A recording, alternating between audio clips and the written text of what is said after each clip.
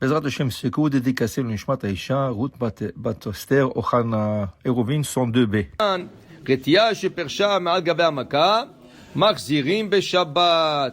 רבי יהודה אומר, הוחלקה למטה, דוחקה למעלה, למעלה, דוחקה למטה, ומגלה מקצת הרתיעה, ומקנח פי המכה, וחוזר ומגלה מקצת הרתיעה, ומקנח פי המכה. Alors on va expliquer. Dans le Shabbat, il y a une loi que normalement, on n'a pas le droit de prendre médicaments.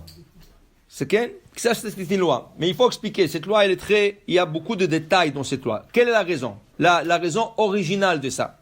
La raison originale, à l'époque du Talmud, le médicament, c'est pas comme aujourd'hui des cachets, des pilules. C'était des herbes. Et ces herbes-là, il fallait couper. Et ces herbes-là, même s'ils étaient coupés avant Shabbat, il fallait le moudre. Il fallait le rendre en poudre. Okay? Tout ça, c'est interdit. On appelle ça melechet tochen. Moudre le Shabbat, c'est une de 39 interdictions de travaux qu'on n'a pas le droit de faire Shabbat. Okay? Même imaginez-vous, le Shulchan Aruch dit, on n'a pas le droit de faire une salade israélienne le Shabbat. Qu'est-ce que c'est salade israélienne? Ils prennent les tomates et ils les coupent en très petits. Okay? C'est le Rashba, il dit chayav khatat. C'est interdit. Alors le Shulchan Aruch dit, il faut que tu coupes un peu de plus grands morceaux. Pas des grands morceaux, mais un peu plus grands que la salade israélienne. Okay? Alors moudre, prendre quelque chose, et le couper en petits morceaux, ou le rendre en poudre, complètement interdit. Là, ils ont interdit de prendre médicaments Shabbat. Okay? On ne parle pas de quelqu'un qui est gravement malade. Ça, pikuach nefesh. Ça, on ne parle pas. On parle de quelqu'un qui a un mal de tête. Il veut prendre un médicament, il n'a pas le droit. Maintenant, on sait tous qu'un décret qui a été fait par nos sages, tu ne peux pas le renverser.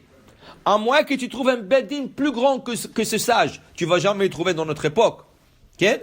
Alors, dans ce cas, le décret est valable. Alors, tu veux prendre un Tylenol, Shabbat, Advil, okay? Tu veux prendre n'importe quoi, aspirine. Normalement, c'est interdit. Ah, tu vas me dire, mais je ne vais pas moudre. C'est déjà un cachet, c'est déjà préparé dans l'usine. Oui, mais le décret est là, c'est assourd de prendre un médicament Shabbat.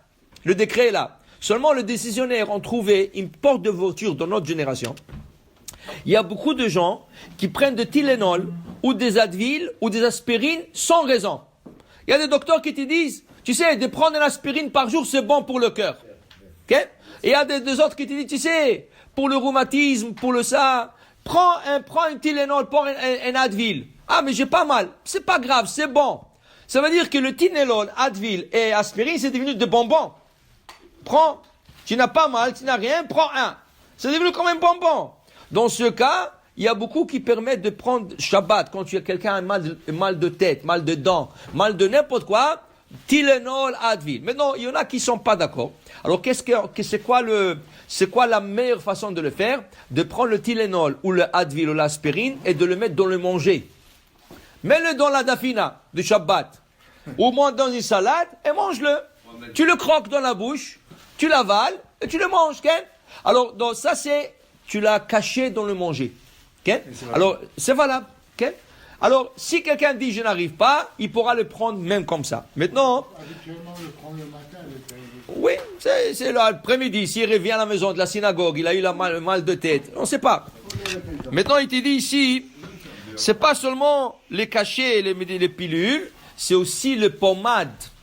Mais le pommade, c'est un autre problème. Le pommade, tu n'as pas le droit de mettre le pommade Shabbat. Ni de oindre des crèmes Shabbat. Ça s'appelle memareach. Memareach, c'est étalage. Étaler quelque chose. Okay? Tu mets une pommade et tu l'étales sur la peau. C'est interdit. Ça fait partie de 39 travaux interdits le Shabbat. Okay? Maintenant, ici, dans la Gemara, Tanoura Banan, la Gemara dit, Retia. Quelqu'un, il a eu un pansement. Et dans le pansement, il y avait de la crème médicale. Okay? Et c'est tombé. Maintenant, il veut remettre la chose. Est-ce qu'il a le droit de le faire?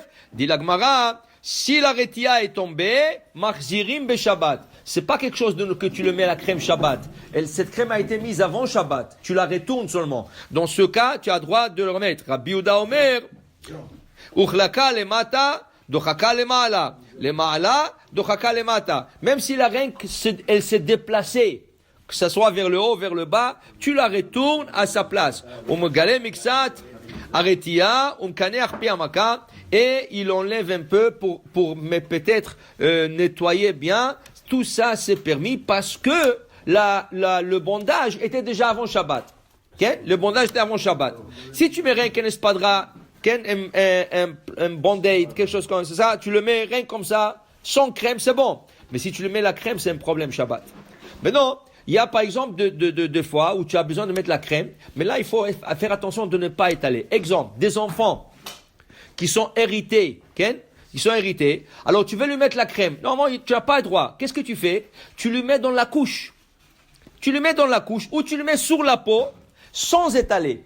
Tu lui mets une couche, quand il va s'asseoir ce petit-là, automatiquement ça va s'étaler, alors tu n'as pas fait. La même chose, une personne qui a une plaie ou quelque chose comme ça, il est obligé de mettre la crème Shabbat, il ne faut pas qu'il étale. Rien que tu le mets.